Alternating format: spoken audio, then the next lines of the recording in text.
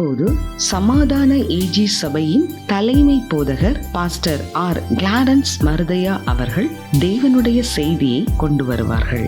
கிறிஸ்துவுக்கு அன்பானவர்களே, இந்த நாளிலேயும் இந்த ஊடகத்தின் மூலமாய் உங்களை சந்திப்பதில் மகிழ்ச்சி அடைகிறேன். இந்த நாளிலே ஆண்டவர் நமக்கு தரக்கூடிய வார்த்தை என்னவென்றால், என் நாமத்துக்கு பயப்படுகிற உங்கள் மேல் நீதியின் சூரியன் உதிக்கும். அப்படியானால் கர்த்தருக்கு பயப்படுகிறவர்களுக்கு வரக்கூடிய நன்மை என்னவென்றால், கர்த்தருடைய தூதன் தமக்கு பயந்துள்ள சூழ பாளையம் இறங்கி அவளை தப்புவிக்கிறார் என்று சொல்லி நேற்று 34ஆம் சங்கீதத்தில் பார்த்தோம். இன்றைக்கும் கர்த்தருக்கு பயப்படுறவர்களுக்கு வரக்கூடிய ஆசீர்வாதங்களை சங்கீதக்காரனாகிய தாவீதே தன்னுடைய வாழ்க்கையை அனுபவித்த பொழுது சொன்ன ஒரு வார்த்தை என்னவென்றால், கர்த்தருடைய பரிசுத்தவான்களை அவருக்கு பயந்திருங்கள், அவருக்கு பயந்தவர்களுக்கு குறைவே இல்லை என்று 34ஆம் சங்கீதம் 9ஆம் வசனம் வாசித்து பார்க்கிறோம். தாவீதுக்கு ஏற்பட்ட எல்லா தேவைகள் மத்தியிலையும் கூட தேவன் எப்படி அவருடைய குறைவை நிறைவு செய்தார் என்று சொல்லி அனுபவத்தோடு சொல்கிறார்.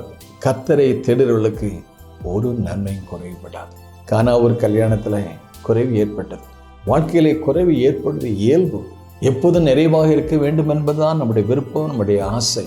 ஆனால் குறைவு ஏற்படும் போது ஒரு நாளும் ஆண்டவரை, நம்முடைய தகப்பனை, நம்முடைய தேவனை குறை சொல்லாமல் அந்த குறைவிலே ஆண்டவருக்கு நன்றி சொல்ல பழகுவோமே ஆனால் நிச்சயமாகவே ஒரு நல்ல நிறைவை தருவார்.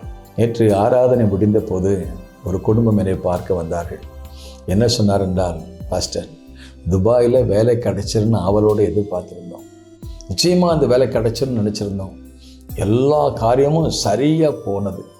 ஆனால் நேற்று எல்லாரும் நாங்களும் துபாய்க்கு வேலைக்கு போகிறதுக்கு ரெடி ஆகிட்டோம்.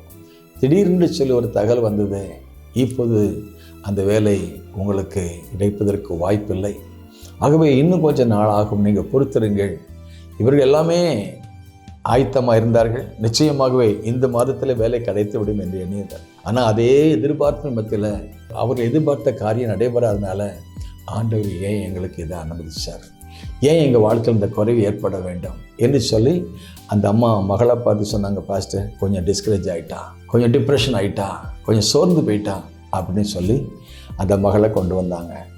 நான் அந்த மகளை பார்த்து சொன்ன காரியம், மகளை, ஆண்டவர் ஒரு நாள் தீமை செய்கிற தேவன் அல்ல. ஒருவேளை நீ எதிர்பார்த்தபடி காரியம் உடனே நடக்காமல் இருக்கலாம். இங்கே உனக்கு ஒரு குறைவு ஏற்பட்டது போல தெரியலாம். ஆனால் இந்த குறைவிலையும் நீ சோர்ந்து போகாமல் இதிலையும் ஆண்டவருக்கு நீ நன்றி சொல்ல பழகுவாய். ஆனால் உன் வாழ்க்கையில் அவருடைய தீர்மானத்தின்படி அழைக்கப்பட்டவர்களாய் அன்புக்குரியவர்களுக்கு சகலமும் நன்மைக்கு ஏதுவாகவே நடைபெறும் என்று வேதம் சொல்லுது. நீ இப்போ உள்ள சூழ்நிலையை பார்க்காத, இந்த சூழ்நிலை மத்தியிலையும் கூட தேவனை பார், தேவனுடைய வார்த்தையை பார். நிச்சயமாகவே உன் வாழ்க்கையிலையும் ஒரு பெரிய காரியத்தை கர்த்தர் செய்வார். நீ எதிர்பார்த்தது சின்ன காரியம், ஆனால் உன் தகப்பனாகிய தேவன், உன் ஆண்டவர் உன்னை குறித்து பெரிய திட்டம் வச்சுக்கிறாரு.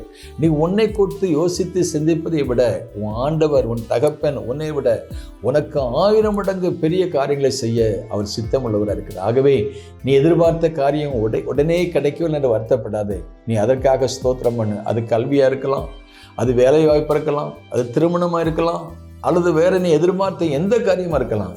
ஆனால் ஒன்று, இப்போ அது கிடைக்கவில்லை என்று சொல்லி சோர்ந்து போகாத, ஆனால் கிடைக்காததற்காகவும் ஸ்தோத்திரம் பண்ண. இந்த குறைவு உன்னையும் உன் ஆண்டவரையும் விட்டு விலக செய்யாதபடி காத்துக்கொள்ள கர்த்தர் கிருபை செய்வாராக.